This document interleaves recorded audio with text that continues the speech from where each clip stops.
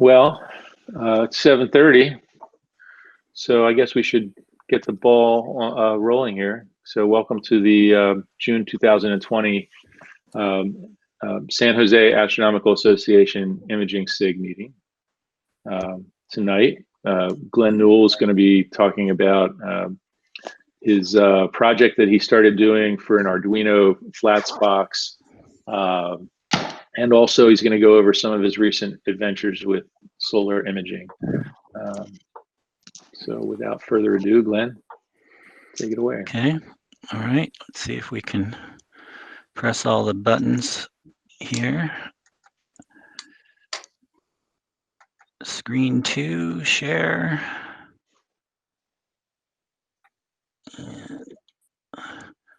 Can you guys see the PowerPoint? Yes. Okay. So this project came together in just an afternoon, really, because I had worked with the Arduino before for my rotator project with a lot of help from Paulo, and so I had the software set up to do the Arduino stuff already, and I happened to have an Arduino Nano in stock, so to speak. So everything kind of just came together.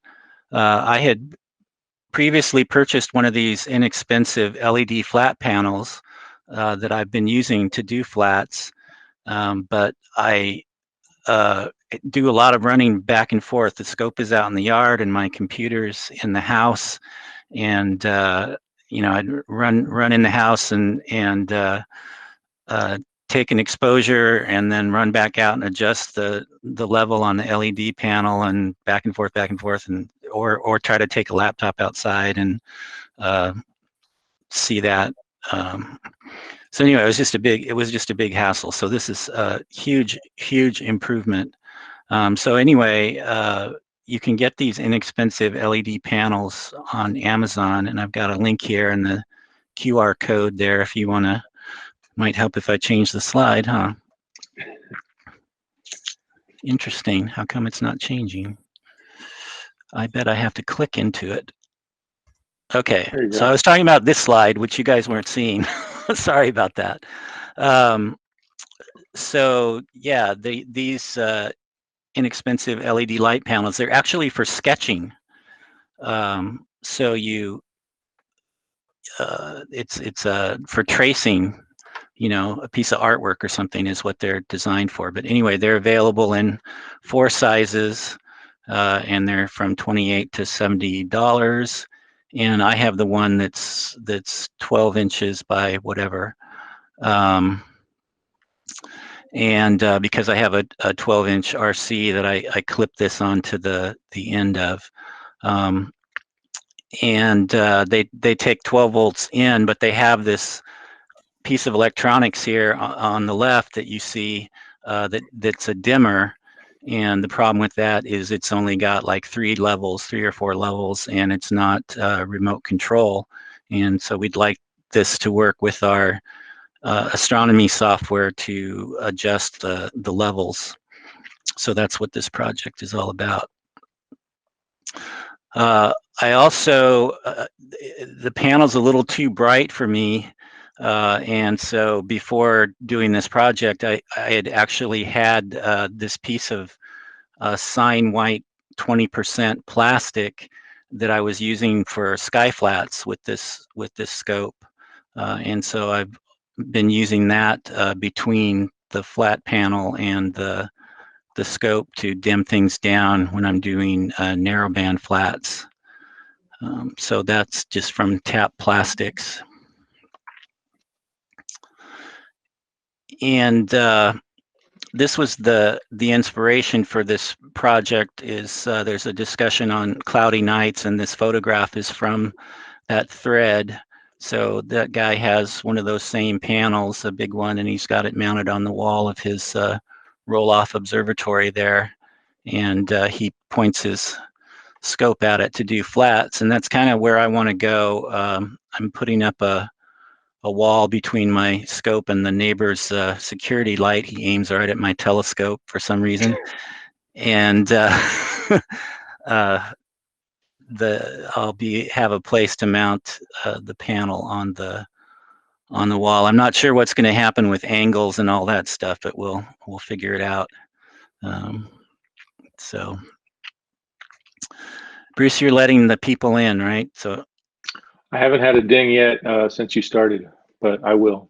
Okay, because I keep getting it, and then it might be because you have the focus, so it okay. might be up to you. I think it just means I just have to keep clicking back on to the PowerPoint to get the slide to change. So super complicated electronics here. Two parts basically. You know, not whoops. The Arduino Nano, and of course, this is an Uno. I said probably misspoke earlier. Any Arduino would work, but this happens to be the Uno.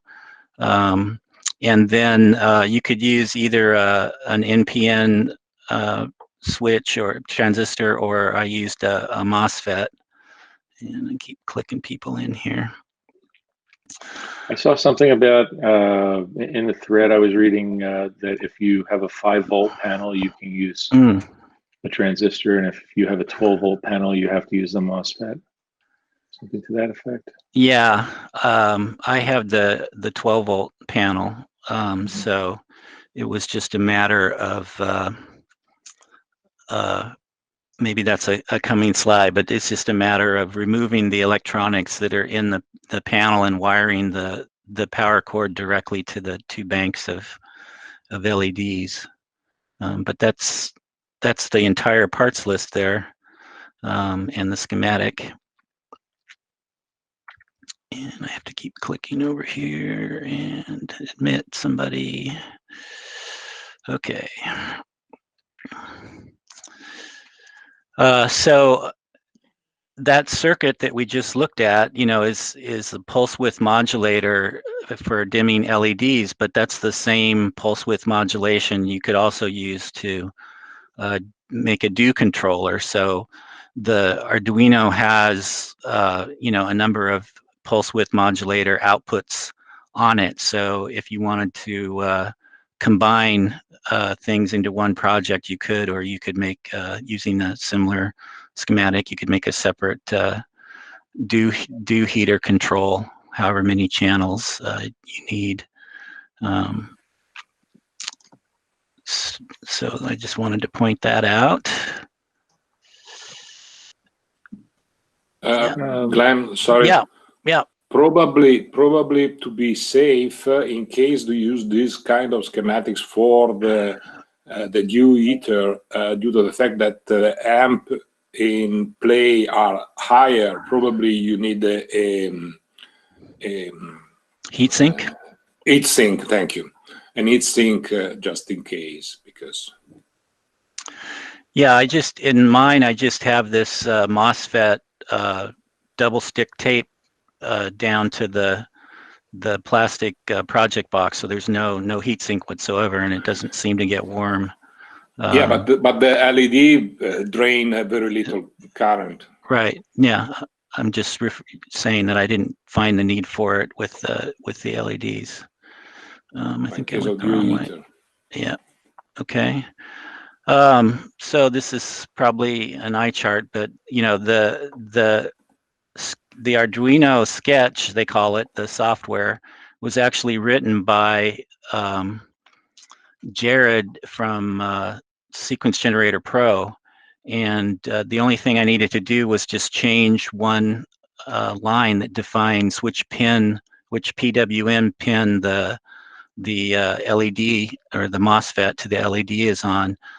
As it ships, so to speak, it was just modulating the onboard LED in the Arduino, so I just moved it to another pin. But that was the only change that was necessary. And what this thing does is it emulates, what's the name here? I've got a Flip flat or an Alnatech. Say it again. Flatman made by Optech. It's Alnatech Flatman? Alnitak was what I was looking for. Yeah, so it emulates their API, so you can use their driver with Sequence Generator Pro and this code in the Arduino, and you're good to go. Let's see, I didn't mean to do that. Sorry about that. Get up here.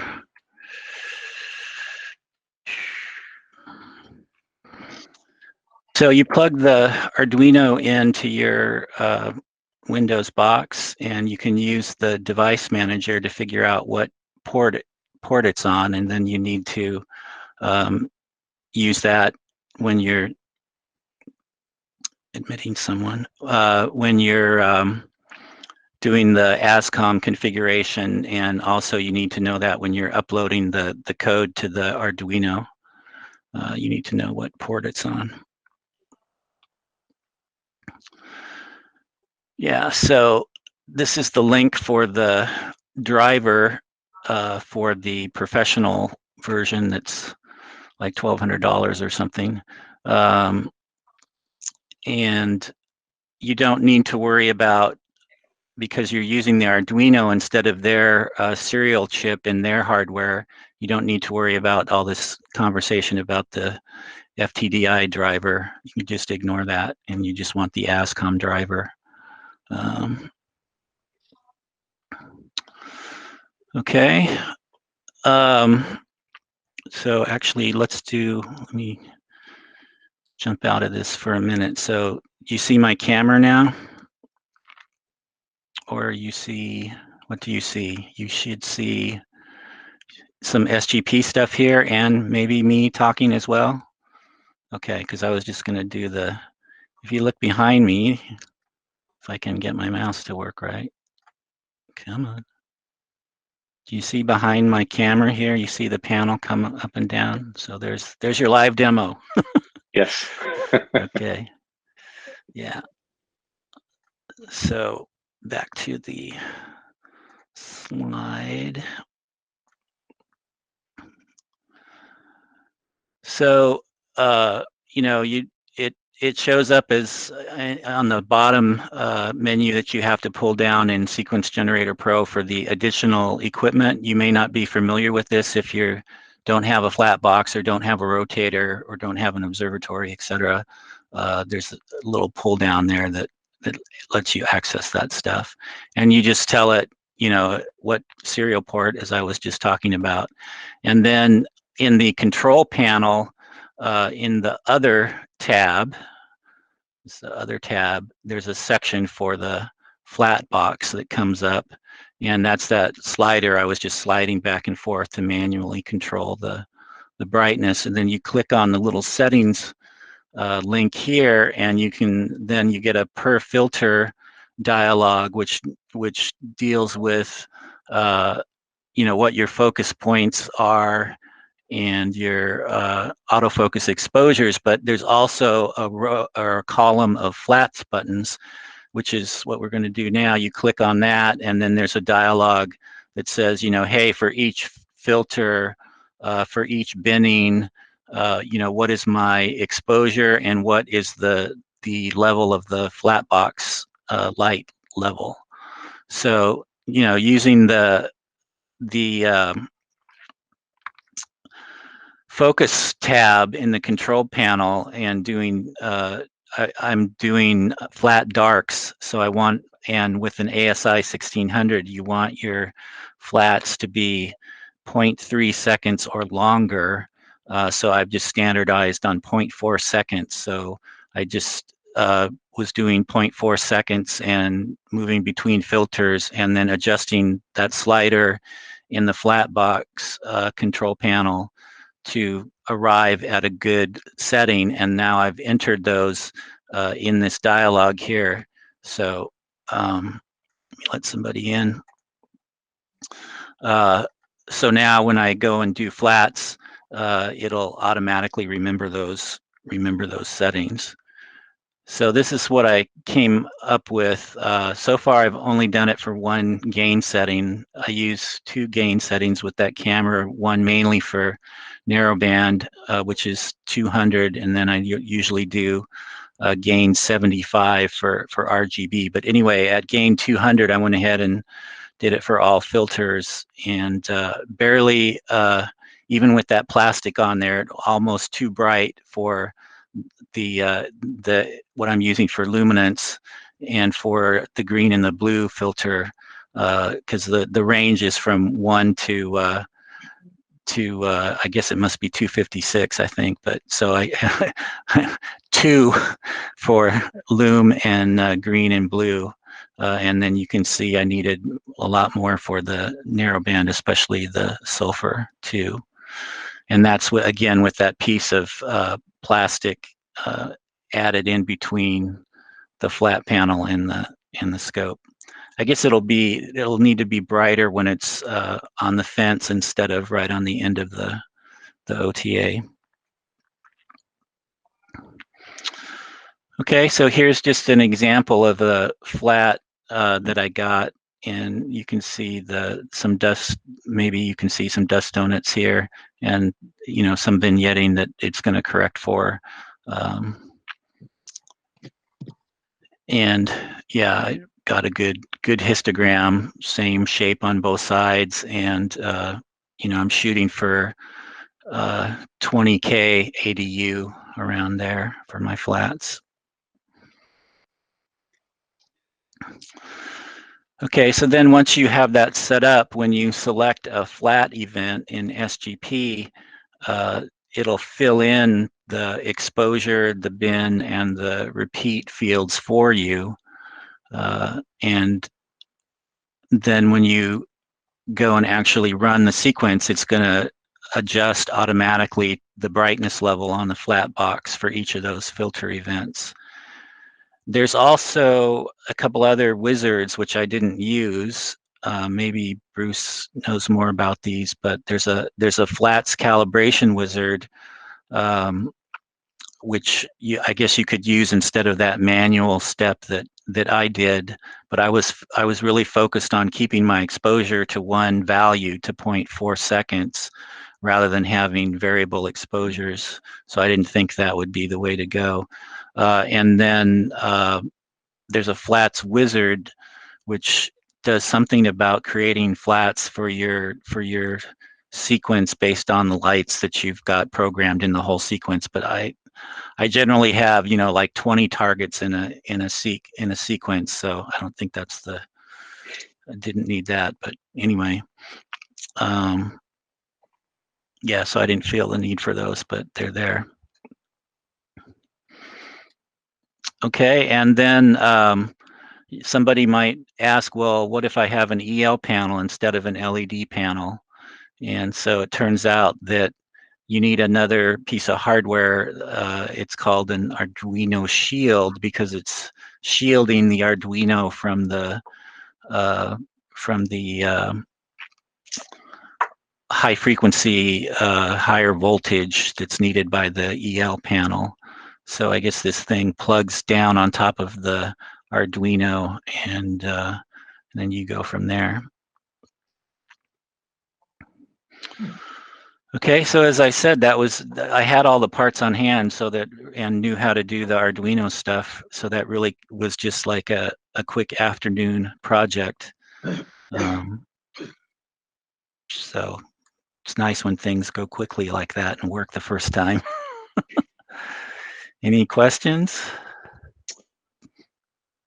I have a question. Yeah. I read something about one of the people in the thread on Cloudy Nights was having some flickering, and they figured out that they could do an alternate pin for the pulse width modulation for the clock speed, higher clock speed, and cause the flickering to just disappear. Not a problem anymore. Did you have any experience with that? And is there? Yeah, I haven't seen any flickering. And then also, I think because I'm using such a long exposure, not long in terms of lights, but kind of long in terms of flats, right? 0.4 seconds. So there's time for a few cycles of noise or whatever in there. So I haven't noticed any problems. I have other problems with my flats that don't have to do with, it has to do with filter wheel, but that's a whole different story. Or actually maybe I'm starting to worry now it's that the camera sensor is moving, but anyway, it's all nothing to do with this project. Yeah, so I didn't see any flickering, but I got flickering originally. I had not modified the LED panel, so it still had its own electronics in there, and then I had added an outboard LED dimmer with a knob on it, and so the combination of those two things, sort of pulse width modulating the pulse width modulation would cause some flicker when you had it turned all the way down. But once I got rid of the electronics on board, then the PWM was fine from the Arduino and from the knob thing. Okay. And sorry, and I think that the problem of flickering depends also on the kind of flat panel that you are using, because I think that there are flat panel that let's say multiplex between different line of different group of LED, and that can create another kind of flickering. It depends. The model that you use are good because you can arrive to two wires that are the direct wire to the LED that they are using. Yeah. So let me go back cut out all the electronics that in between that try to help you is too clever to work. Yeah. So this was pretty simple. There's just 2 rows of LEDs, and it had, power connectors to the top row and power connectors to the bottom row, and then the external power came in, 12 volt came in here.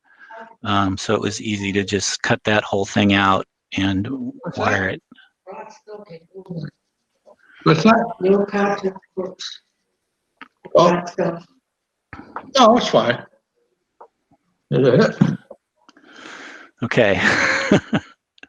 Any other comments or questions, suggestions? Don't forget to unmute yourself if you want to ask a question. Okay. Did you want me to just dive into the next topic, Bruce, or Sure. If we have no more questions. Okay. Get rid of this guy. So the next topic, this project came together pretty good for me this weekend after sort of years of trying different things intermittently with solar astrophotography. So we're going to talk about some of the solar rigs that I've messed with and things that I've tried. Then we'll go into this latest rig and what the optical parameters are.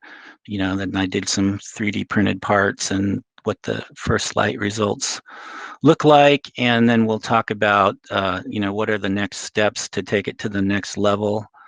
So there's filter tuning and solar scintillation we'll talk about, and solar guiding. And then I've got one slide on solar seeing, what makes for good seeing in the case of solar, because it's completely different, a whole different layer of air at a different altitude makes a difference than what we're used to at nighttime for stars. So there's that, and then we'll do Q&A again. So let's dive in. So this is kind of a what not to do in PowerPoint slide thing, but too much going on here. But basically, this is sort of a montage of earlier things I had done trying to do solar. So the first one is I tried to catch the ISS going across the sun, and I was somewhat successful on my second attempt. The first was complicated by a margarita, and that's a whole nother story.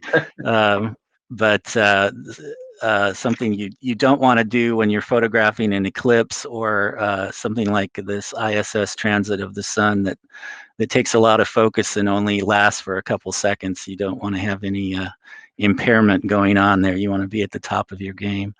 But so that was just a white light filter on, I had a 6-inch RC at that point for this particular. And you can see here in the, this is a sunspot through that white light filter. And here's the ISS going across, and you can see a couple sunspots. Wish we had sunspots like that now, but we're in the solar minimum, so we'll deal. So that's, white light filter, that's one thing. And then at one point I picked up a Coronado PST, and so this is a, all-in-one, it's the least expensive H-alpha solar scope you can get. I didn't realize before I bought it that it's not really suitable by itself for any kind of photography, because where the focal plane is, this thing has a built-in diagonal. Most of us are used to removing diagonals from scopes to mount our cameras at the focal plane, but this thing has the diagonal built in, so you can't do that. So it turns out that you have to use a Barlow to move the focal plane back out of the eyepiece holder and into your camera. And you can't just slap a Barlow in there and have it work. You actually had to go buy, this particular Barlow and take it apart and modify it, and so it turned out to be quite the project. But I did end up using it when we did the coverage of the eclipse at Hoagie Park. I projected that. That's what this picture down here is, all these people looking into this tent. I had 2 projectors, and one on a NASA feed and one showing the feed from this camera on the Coronado. So I do have a double stack for that as well, but what I've found is I haven't learned how to tune it, and it seems like you're trying to focus and you're trying to tune the filter that's at this end, and then you're trying to tune the double stack, and it just never seemed to really come together for me. So that was somewhat frustrating. And the other thing I found with solar is you're out in the hot sun, and it's kind of unpleasant. So I would prefer to sit in my office and control things, and out at the observatory.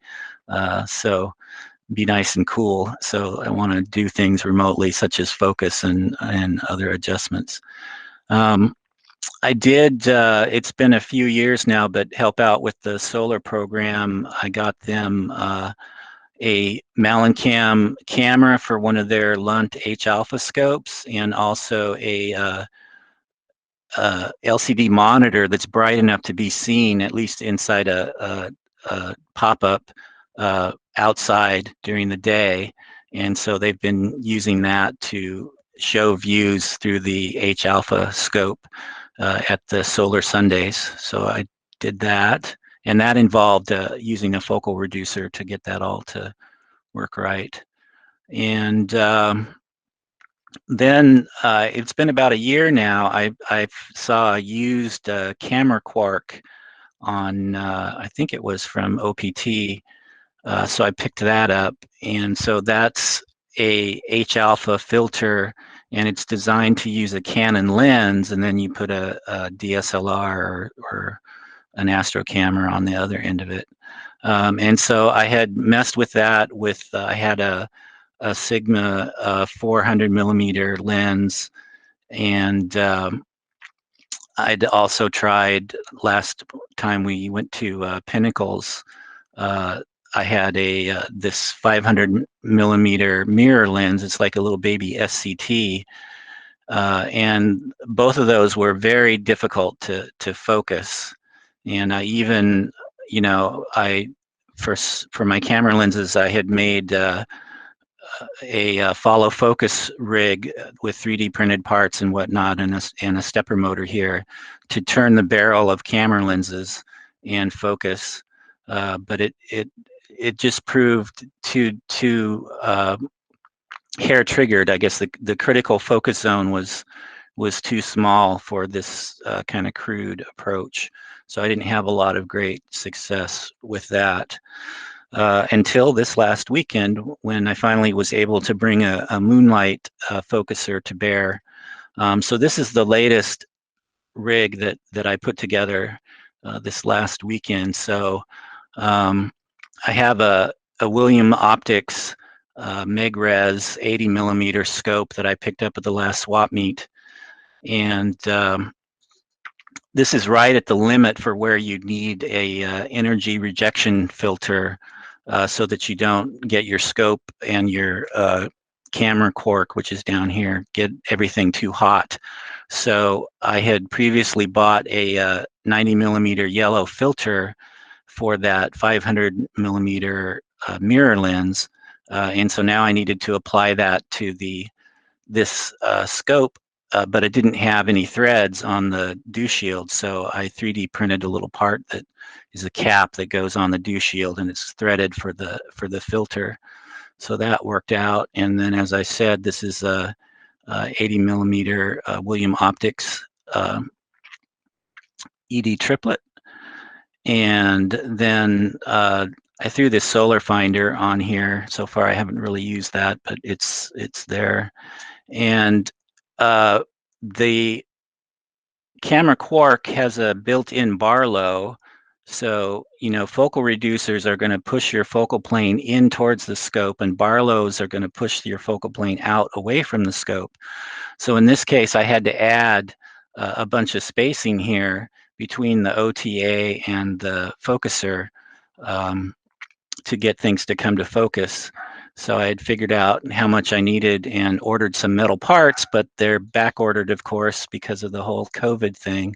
So I did go ahead, and then I had 2 pieces, but I needed another 100 millimeters. So I 3D printed a 100 millimeter spacer for that, and picked up a used moonlight focuser, and then some bits and pieces of, because this thing was designed for a camera lens, you have to go from the focuser to a lens bayonet, and then the camera Quark, and then back the other way to T2 for the camera. So that all came together this weekend, and I think we'll have some results in a minute. Okay, so again, this is an 80 millimeter scope. It was f7, but with the 4.2 telecentric Barlow, you're almost at f30, which is really where you want to be for doing solar or planetary. So that's a focal length of almost 2,400 millimeters. So that's a pretty, for planetary and solar, the rule of thumb of around 1 arc second per pixel doesn't apply. You actually want 4, 5, 6, 7x that resolution because of the lucky imaging approach versus normal stacking. So anyway, this is the specs after putting the Barlow on that scope, right? And so, as I said, there's a rule of thumb for planetary and solar, which is your focal ratio should be 3 to 7x the pixel size, and to put that a little more succinctly, you want like 5x if you've got good seeing, or 7x for superb seeing. So 7x with the ASI 1600 would have been f26.6, so I'm a little over that, but it's working well. And then the plan is to try to pick the best seeing using a solar scintillation monitor, which we'll talk about in a minute. so that I'm only taking pictures during the absolute best seeing conditions automatically, and then we'll do drizzle processing to take advantage of that oversampling. And then the camera that I threw on there this weekend is not really the optimum camera for planetary. So I do have a couple ASI 174s, and that's got bigger pixels, and it's the camera in the ZWO line that has the fastest frame rate. So that's the other spec that you want for planetary and solar, is to have a really high frame rate, again, because of the lucky imaging approach. Okay. So just the 3D printed parts, no big deal. Paulo and I and now Bruce are 3D printing stuff, and we've been experimenting with this ASA plastic material for outside, and it's got good UV resistance, and it's less stinky when you're printing it, less toxic fumes. It's easier to work with than ABS. And the other material I had been using was carbon fiber and nylon, and this has got a smoother finish, so that's kind of nice. And then to make this, the moonlight focuser and the camera Quark weigh quite a bit, and so I didn't want to hang all that weight off of these threads and not have it supported. So if we go back, kind of hard to see here, but I put a scope ring on, there's the 2 scope rings on the OTA, and then I put a 3rd scope ring on the other side of that adapter, and I had enough room on the dovetail plate here to fit all 3 of those scope rings on there. So that makes sure that I'm not dependent on that 3D printed part to hold everything up. Okay, so first light results. So here's a crop of a sunspot that was just kind of going around the edge of the sun. So we're sort of looking at it kind of edge on a little bit. So the specs on the data acquisition here, so I grabbed about 2,500 frames. This is the region of interest that I used, right? So you can go faster if you look at fewer pixels coming off the camera. So this was an ASI 1600, so this is about 1/3 of the frame of that sensor, and I was able to get down to 45 frames per second. And I noticed that when I went to smaller areas that I didn't get really any more frames per second, so there wasn't much point in going smaller. But anyway, when I stacked it, I took the best 10% of those 2,500, and I stacked it with Auto Stack Art, and I use Registacks just for the wavelets part, sharpening, and then I used Photoshop and some Topaz, etc., to finish it off. So this is, for me, this was pretty exciting results compared to what I had been able to achieve earlier. So I'm looking forward to more sunspots and also finding some prominences. But there's still a number of things that could be improved. If we looked at the full frame, I've got these what are called Newton's rings. It looks like kind of like a Fresnel lens, and this is caused by that super bright solar energy bouncing back and forth between the 2 edges of the sensor glass in front of the camera, and they're constructively and destructively adding, and they create this pattern. And so it's a well-known issue with solar astrophotography, and there's a number of different things you can do, and basically it all comes down to making the light come in at an angle through that glass instead of straight on. And so they have ways to tilt your camera a little bit. And so, you know, I have one of these ZWO tilters, but I don't really have any space for any, you know, for any more devices. There's really no adapters between the focuser and the that I can get rid of or that I could add to between the focuser and the camera to make room for this device. And it's also it lets light in around the edge, so you have to tape it up, and it's just kind of a crude approach. This link here for this QR code and this URL here is for a site where a guy goes through all of this and also discusses using flats as a method of removing this. And he also talked about, you know, Daystar, the people that made the camera Quark, have a more mechanically slick solution, but it's more expensive, and it takes up even more back focus. So I didn't want to do that. So I am going to try this prism approach.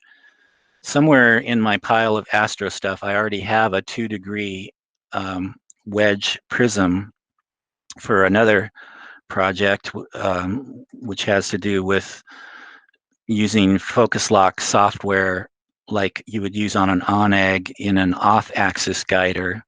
But I haven't, you know, it's one of the 999 projects that I haven't completed, started but haven't completed. But anyway, I have that around somewhere, and then I went ahead and ordered this 4-degree tilt one, because that's what this guy on this website was using. And it also has an anti-reflective coating. They have 3 different models, one of which has the anti-reflective coating in the HA range. So that's the one that I ordered. And it's 1 inch around, so it's big enough to cover the sensors, both in the ASI 1600 or the ASI 174 for sure. And I should be able to squeeze that inside the lens adapters that are already there. So hopefully that'll solve that problem. And then I'm going to click back in here. Some of the other things, the camera Quark has a tunable filter, and I'm avoiding saying the Etalon or however, because I don't know how to pronounce it. Bruce always corrects me, I think. The HA filter is tunable, and so that's not going to be remote controllable. But one of the frustrating things about it is it's like a little oven. So you turn it a click, and then you have to wait 5 to 10 minutes for the LED to change color again, telling you that it's reached the new temperature. And so it's I have to get used to dealing with that. Run outside and change it and wait 10 minutes and see if the contrast has improved or what the deal is. So there's dealing with that. And then learning how to switch between. This thing is designed, these camera Quarks come in 2 models. They come in a chrominance model, which is for the surface of the sun, and then a prominence model, which is optimized for the prominences. But with the chrominance one, you can sort of fake it and go either way. So that's one reason for that. But besides changing the filter settings, you know, it's going to require different exposures to get the prominences versus the surface of the sun. So that's going to I have to practice it at doing that. And then I do have a couple other pieces of gear. I have a solar scintillation monitor. So what this does, there's a little sensor here that you mount on your scope, on your solar scope, and it's going to keep track of the scene in real time. And then there's a software plugin for the data acquisition software for fire capture that you can, you know, arm that thing, and it's like, okay, when the scene goes below a certain amount, you know, that's when you go and take your 1,000 frames or 2,000 frames or whatever it is, right? So you're just going to track the sun all afternoon and this thing is just going to take exposures only when the scene is really good. So that's something to set up. And then since we're going to be, you know, running this all morning or all afternoon, you know, do you need some kind of guiding? So normally for lucky imaging, you know, if you're on target, you don't need to guide, because you're going to be, you know, taking frames at a fraction of a second. But if you're zoomed in on a sunspot or maybe a prominence, and you want to track that over, you know, the whole afternoon as a fraction of the disk of the sun, then you might want to have some guiding. And so I do have this that belongs to the club that was donated, a solar guiding rig. So we'll be experimenting with that as well. Okay. Click. So I did want to make some comments about solar scene, because it is really different. You know, the scene that you would have to deal with if you were doing planetary of Jupiter, you know, would be like the jet stream. So it's way high up in the atmosphere, and you'd probably be better off if you were in Central California, not Central California, Central Mexico, or somewhere far away from the jet stream, because that's where the turbulence in the air messes up the scene for planetary and for stars that we're used to looking at night. So again, you know, at night for stars, you want an observatory class location which has laminar flow off the ocean, up a big mountain, and all this stuff. And so you're optimizing for that. But solar is completely different. It's actually the first 10 meters or so of air that makes all the difference for solar astrophotography. So it's all about sort of choosing your location to have that 10 meters of air be calm and not disturbed. So they say avoid concrete. You want to be on grass if you can. Water surrounded locations would be good. Higher is better. This is one case where you want to set up on your balcony, maybe, versus being concerned about the movement of the balcony at night with stars and stuff. To get on the second story, looking out over a lawn would be kind of an optimal situation versus being down on the ground on a driveway or something. So those are some tips, and there's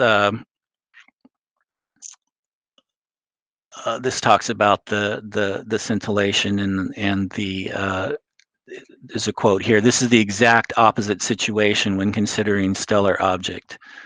For those, scintillation is rather due to higher atmospheric layers at the jet stream level, as I was mentioning. So, and this data, all of this data on this slide came from the Airy Lab Solar Scintillation Monitor manual. Okay. Q&A, don't forget to unmute your mics if you want to ask a question. And I'll go back to the... Glenn, I want to ask you one thing about the previous slide that you have, the one on note, let's say the last one just before the Q&A. Oh, slide. Sorry. Okay. Yep. Because on the left, there is a note, the seeing also very deeply during the day, except on specific locations. The best seeing is usually during the morning and the second part of the afternoon. So when the sun is low. Yeah, that's so also sort of counterintuitive. Right. Yeah. Right. Can you comment on that? Well, I just took it for granted, and I plan on, you know, I think that I have to think about where east and west is versus my lawn and stuff. But I think to look out over the grass, I think it's actually going to be midday, but we'll see. But I think that the plan would be, if I can guide on a sunspot essentially, and just have it run all day and let the scintillation monitor trigger fire capture, then whenever the scene is good, that's when I'll be taking video, so I won't have to worry about it. But it'll be interesting to see. Yeah. No, because I understand that the morning or the afternoon in terms of thermic, let's say, turbulence of the air, because those are the moment during the day where the sun heat is less, let's say, prominent.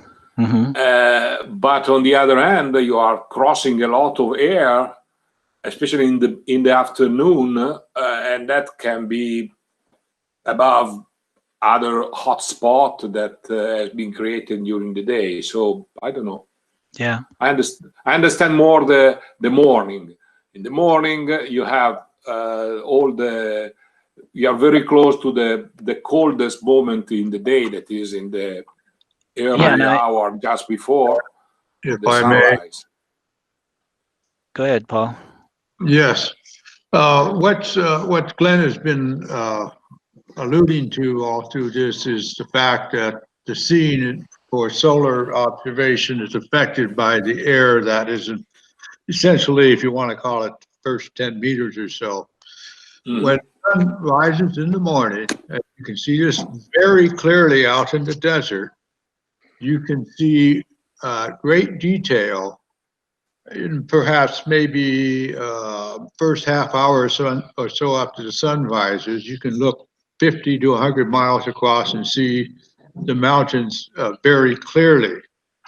As soon as the sun gets up a little bit higher, then its incident on the ground that you're standing on or wherever you are will start to heat up and start creating the heat current that will rise up all around you. Those are the ones that really mess up the scene for solar. This is not an issue at night because it's colder. Now, for the afternoon, for the latter part of the afternoon, after the sun's been up, it's heated the ground. Noontime, it's really heating the ground, so it's really boiling, so to speak. When it gets to the latter part of the afternoon and the incidence of the sun on the landscape is lower, the air at this point, which has been heated up all day, is starting to cool off.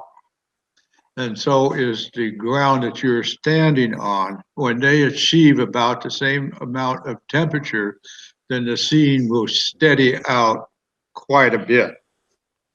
So you can see this effect if you've ever tried to do visual observation of the sun. It's a pretty interesting thing that as the sun gets lower, the temperatures equalize between the air, and you start to set up an inversion, and it stills the various air currents so that you will get a sharp sun.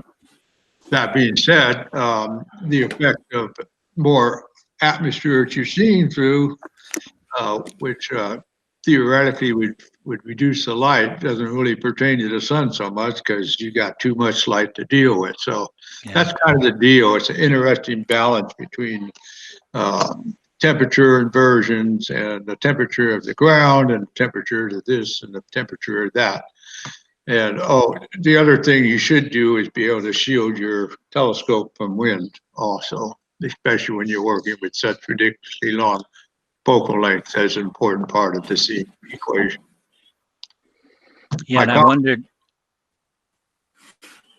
wondered if I should, because my scope is on a, it's not concrete, but ceramic or whatever, it's bricks pad. Should I like hose that down? Well, I would consider getting some astroturf carpet and putting it around it. Yeah. Okay. And if you can pick it up a little bit off of you space it off your tile a little bit, then that would create a barrier to help prevent the tile from heating up, because it's going to become a heat sink. It's going to radiate heat longer. You want it to be able to cool down more rapidly. So a little like an astroturf thing just up above the ground a little bit may really help that situation. Of course, you're in a difficult position anyway with where you are. So hats off to you. You make that work for you. Yeah. Thanks. Okay. Any other questions or comments?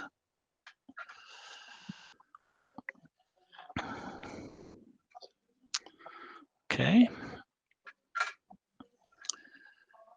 Bruce, do you want to invite people to share images or? Sure, please. Anybody that's been out there in these clear nights we've been having lately on New Moon, if you have some images you want to share, please step up.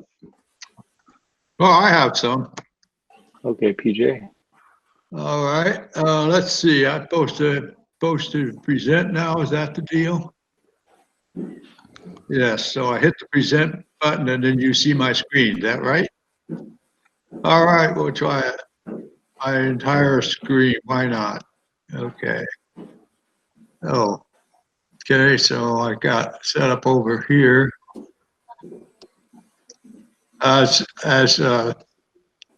you may know, We're not seeing your screen yet. Oh, let's see. Am I supposed to hit something? Share. Well, I don't know. Share your whole screen. Choose. Oh. Share that. Okay. Okay. You see my. Oh, you're presenting your screen. Yes. Okay. So this is a pretty deep shot at what's known as the Hercules cluster.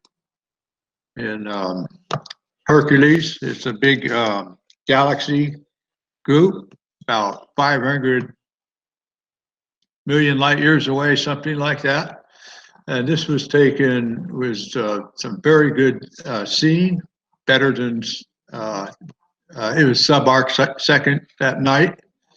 And this was taken with my 6-inch telescope, which I first built in about 1982. And now it's mounted on the MX Plus and using the QHY 168C. So it's a color camera. And it's just amazing how many of the galaxies you can see far away. You'll notice that they're rather yellow because most of them are ellipticals. So they have the older stars in there predominantly. There's not much in the way of spirals, so there's not much blue color in them.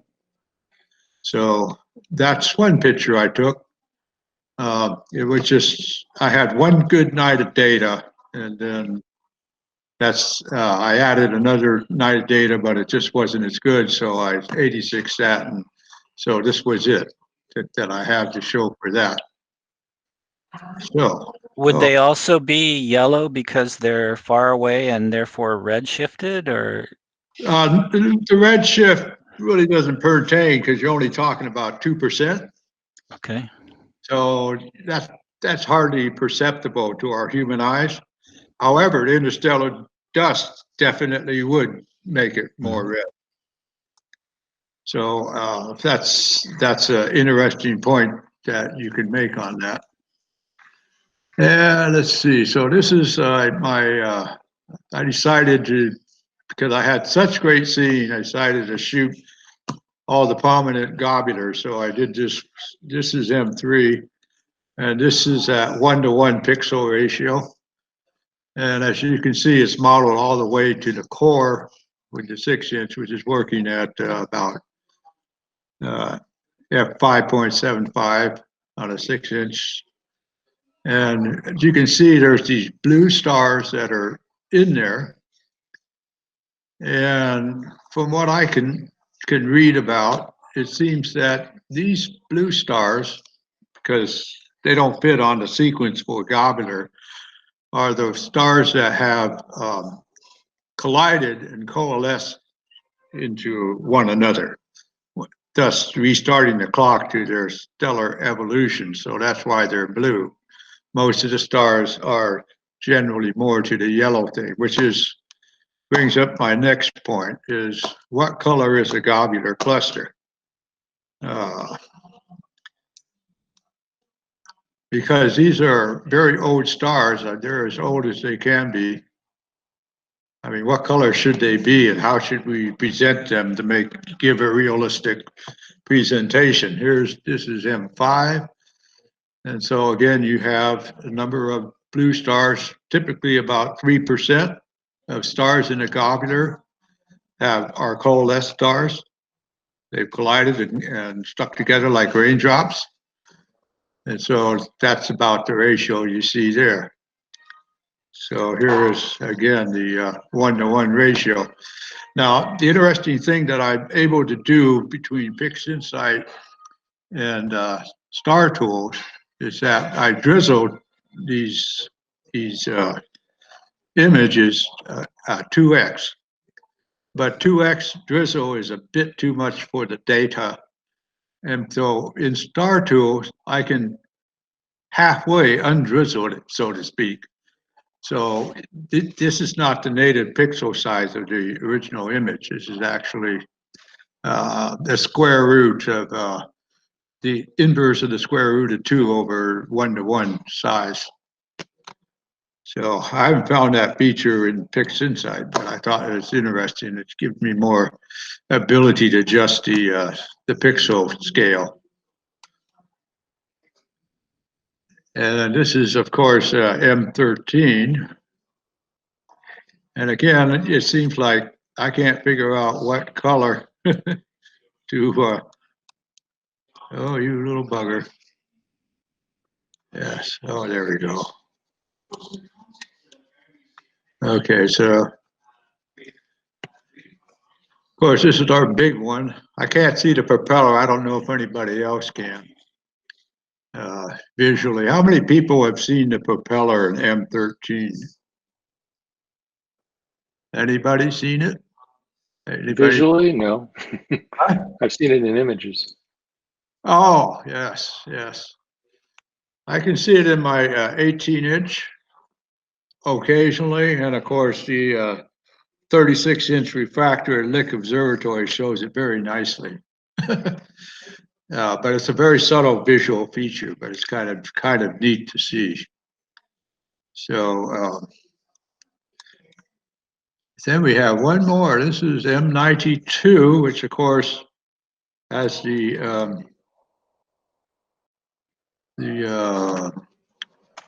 oh, here. No, I'm supposed to be hitting this one. Here we go. This is considered to be one of the tightest globulars in the list, where the stars are very close together. And it's interesting that you see a lot more of the blue stars, which might be what you might expect in a globular where the stars are a lot closer together than in other globulars. So that's sort of my inference from that, for whatever it's worth every penny of that. But that's a very nice situation. You look at gobblers at this time of year, they're all overhead. Great scene. The early part of June is often when some of the best seeing happens in the Sierras. Believe it or not. So this is my shot of M101. And it's kind of a progress shot. I'm not through with this yet. So that's what I did on this one as a little exercise. Hopefully one of these days I'll get a good color camera that will work with the Vaza without halo issues that I find very objectionable. So anyway, there are my 4 pictures, or 5 or 6. I hope you like them. And that's what I have to show everybody. Any questions?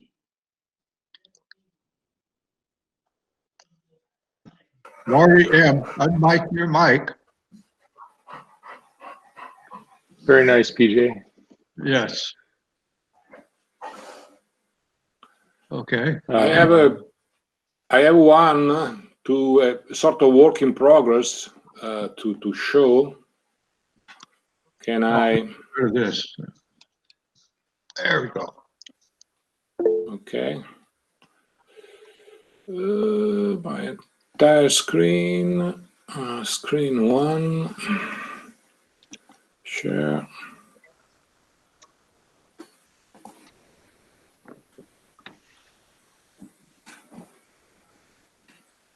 Can you see mine?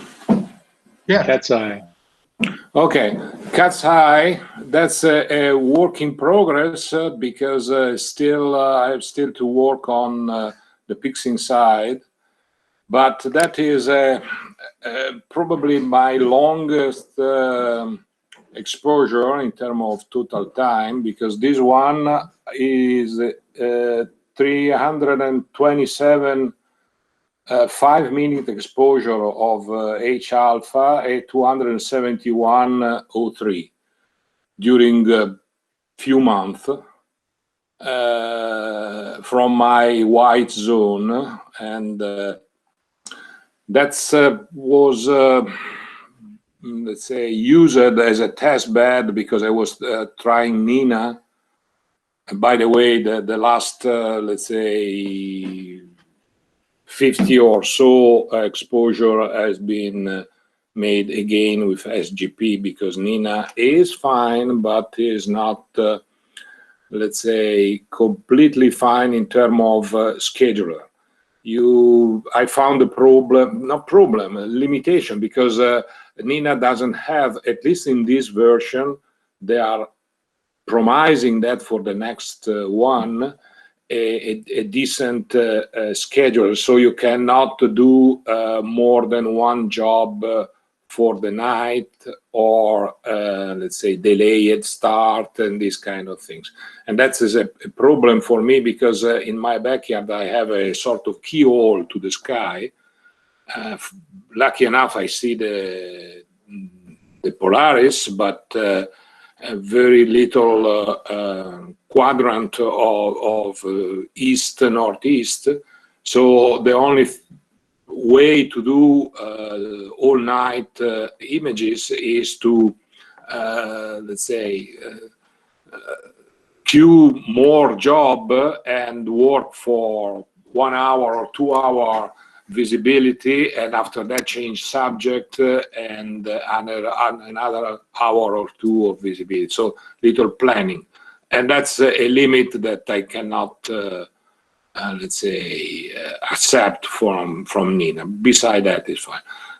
The image is still rough, not completely denoised, but the only good things is that you can start to see the nucleus structure with the two jets that are generated probably from a binary system at the center.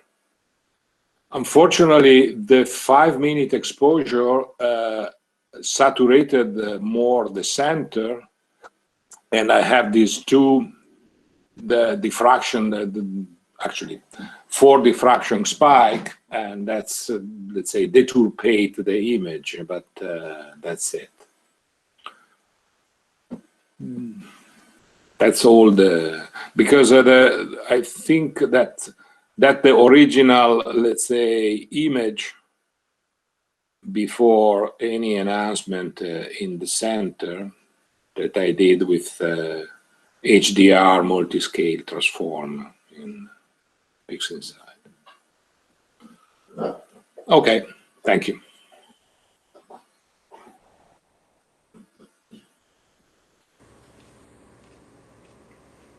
If you have any question, of course. I think Francesca, oh, I'm sorry, Paolo, any other images? No, because this one took more than 3 months to make. Yeah. What Is I got more than close to 700 5-minute exposure, and I threw away 30%. And I mean, I was not targeting this particular image. I was more testing the Nina environment, all the other things. So I choose one because it's a circumpolar target that's visible from my my side, and is good for the 8-inch RC, because in the meantime I was also experimenting and having a first light with the OAG, so I have to learn also how to using that off-axis guiding. So that was it's a useful target for all these testing. I have to test the OAG, I have to test Nina, this and the other. I had problem with the driving, the guiding, and so. But at the end, I found myself with 700 exposure, and okay, I started to throw away the worst part. Remember that I'm in a white zone, so it's very easy. And what I get, I was not prepared to see the nucleus, the structure of the nucleus, and that's instead I was surprised. How many are you using? The batch pre-processing script, one of them? Yes, I used the weighted. Yeah. How many subs did you put in there at one time? Because I just hit a out of memory bug yesterday. I or day put before. the entire 600 frame. Wow. Okay, so I don't know what happened to me because I was down around 260 or something. And was you were getting errors, or was simply I got a little dialogue that popped up and said out of memory, and click OK, and you click OK, and it goes away. So was that a Windows dialogue or was it a PixInsight dialogue? Can you tell? I don't think it was Windows, but you know, I'm working with 128 gigabytes of memory, so. Well, I had 32. Only 64, because I dedicated 64 to a RAM drive, disk. Okay. RAM disk, and the other 64 for working. So that's okay.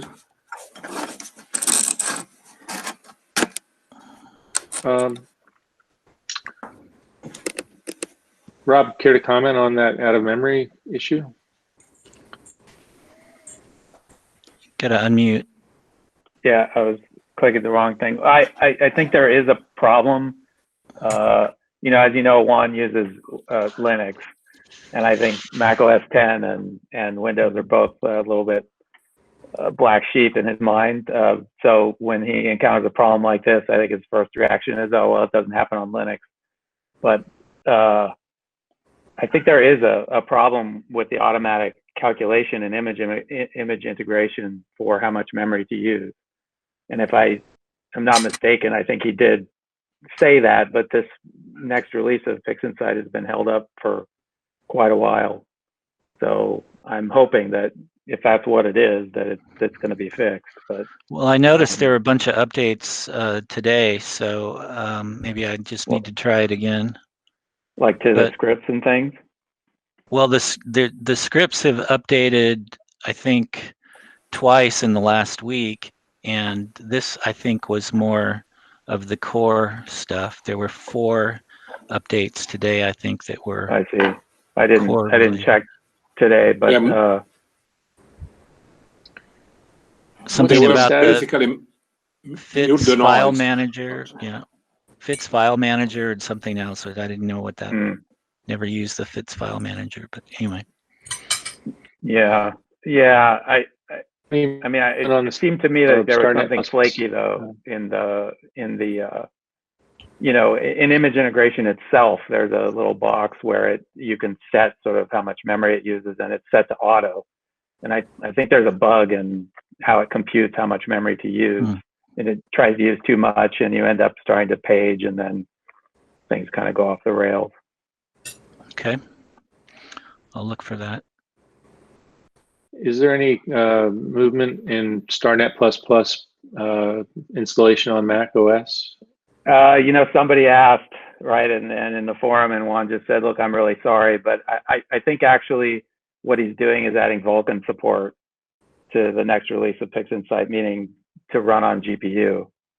And it's probably a pretty big task. So he mentioned that once, but he's never said explicitly it's going to come in -6, but I think that's what's happening. So unfortunately, we got held up. But Francesco's trick does work to remove the signature from the PixInsight bundle. And somebody else actually posted it today in the forum. So I guess the secret is out. Oh, okay. Yeah. But at least it wasn't me. Yeah, right. I mean, I actually replied to that guy, just said, well, we didn't really want to talk about it because, you know, Juan seemed to think that it was really important to set this hardened binary thing, you know, on Mac OS X, which to me is a little silly. But so, you know, undoing that, you know, I figured it would raise his ire, but we'll see if he slams this guy. Yeah. I can send instructions, Bruce. Thank you. I have it going by disabling SIP, which I know is not advisable, but yeah, I was able to get it installed and working. And yeah, basically with this trick, you give up the signature on PixInsight, but you keep a signature on everything else. So it's more secure. I'm interested. Yeah, I'll send you just the one command that you need to issue from the terminal, so it's easy. Excellent. Francesco, you had some images you wanted to share. Yeah, let me try to present.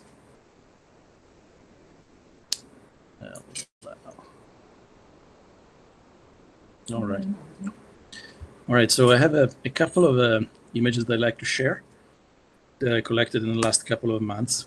The first one is this. Can you see my screen in this moment?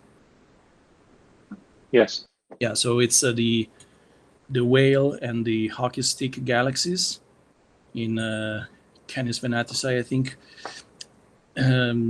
This was taken entirely from home, from Bortle 7, and it's the total exposure is I believe 8 hours, and I was pretty happy on how it turned out, because of course you need some patience to do it, but the resolution was good. I had a series of nights with a decent seeing, so even the resolution in the core of the galaxy is not too bad.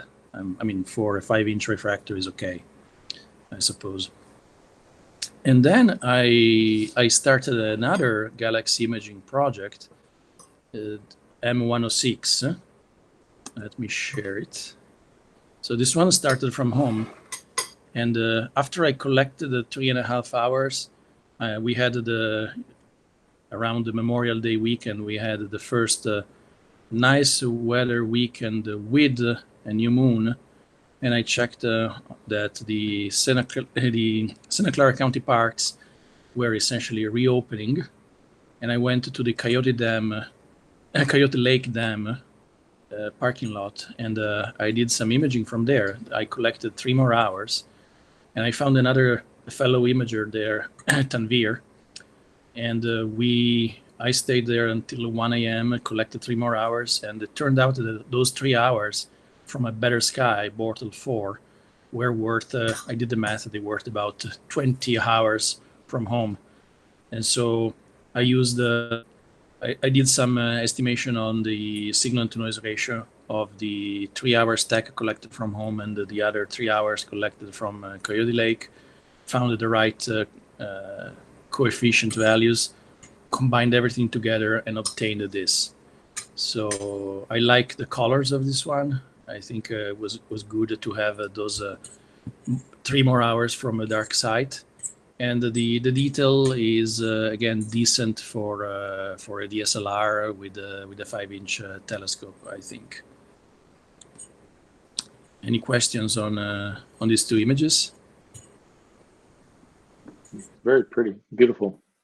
And the last thing I would like to show you is let me see if I can bring PixInsight in focus. Yeah, so you might remember that I imaged the NGC 2903 from home. I think it was 3 months ago, and this image was plagued by some gradients that were actually due to reflection of stray lights on the dew shields. So I couldn't really remove them with the gradients correction. You can probably see, I don't know how it's rendered across the web, but there are some circular artifacts in this image. Mm-hmm. And I struggled to remove them. And I decided to try to use the technique that was shared online by one of the PixInsight team members, Vicent Paris. The technique is essentially about taking an image of the same area, but with a much wider field of view. So this is an image of NGC 2903 of the region of the Leo sickle, taken with a 50mm lens instead of with a telescope. Now, you can actually ask PixInsight to take a portion of this image and blow it up and register it to the actual image here, and then you do a process of let me show you what is the various steps. So this is the image that PixInsight has registered to the same scale as this other image here. And you can see it's you see the stars, you see the galaxies, and there's lots of noise in the background.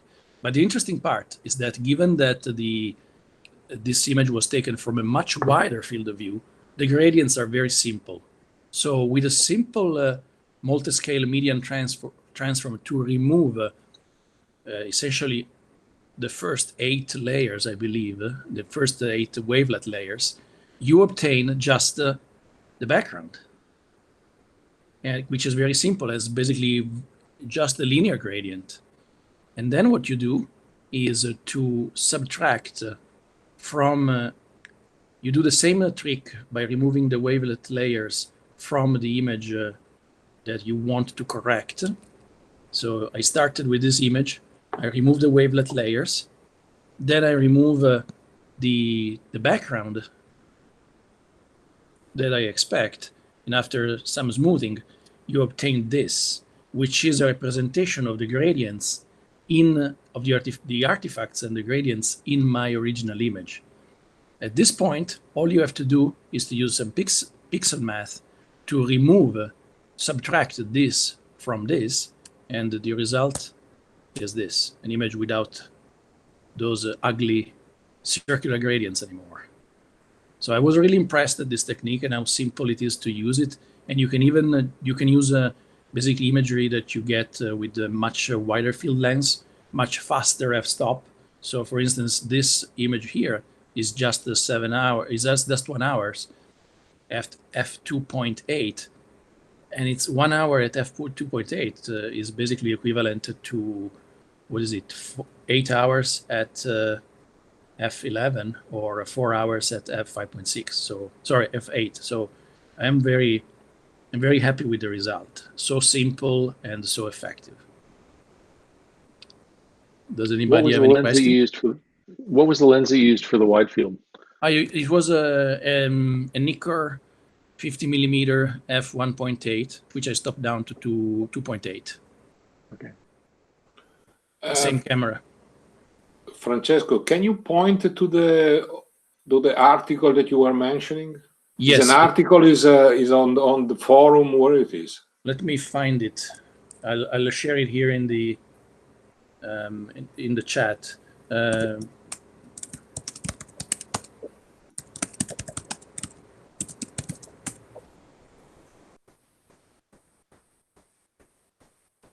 This is it. I shared the link here. Okay. And by the way, Paolo, there's a beautiful there's a video that Vicente gave to an Italian audience, posted by Luca Radice, and it's Vicente doesn't speak Italian, so his presentation was in English. And so for everybody who doesn't understand Italian, if you want, you can listen directly to Vicente in English and just disregard the Italian translation that comes next. I will share that YouTube link as well if you're interested. Sure. Okay, thank you. Any other questions? All right, so Bruce, back to you. Anybody else have any images they want to share, or tricks, tips, hardware, stories? Okay. Well, upcoming events, at the moment, next month's Imaging SIG meeting is open. So I'm going to try and get a presenter, but otherwise we'll have an open session. But I think we'll probably get something good going. In August, somebody you may have heard of, Eric Coles, who is the frequent flyer on the Astro Imaging channel and one of the very best imagers out there, I think, is going to be presenting at our Imaging SIG online. So I'm looking forward to that. And Glenn, what are your upcoming events that you want to tell people about here? So I haven't planned anything for my program.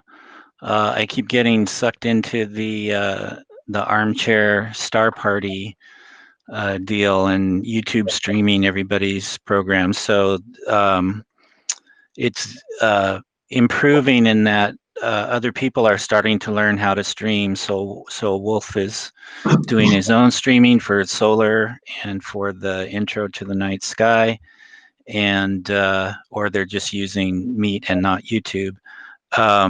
And Rashi is also learning how to stream from his Mac.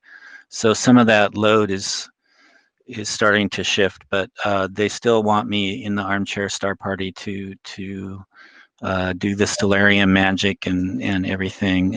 So speaking of which, for those of you that may want to volunteer, so they have picked the next date for the armchair star party number 2 will be July 10th. It's a Friday. And I think it's third quarter moon, maybe, from memory from the meeting last night or the night before. And let's see, this might be a little bit of an eye chart, but